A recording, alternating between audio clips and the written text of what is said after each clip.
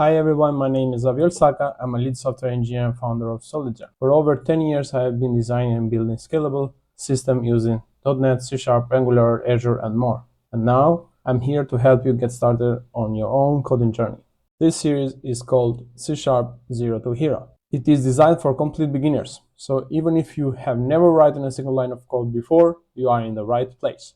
We use .NET 9 and Visual Studio Code, and everything will be visual first, so no complicated terminal commands or nothing crazy. Step by step, you will learn how to write, run, and debug C# console applications. We will cover the fundamentals, variables, loops, methods, collection, and more.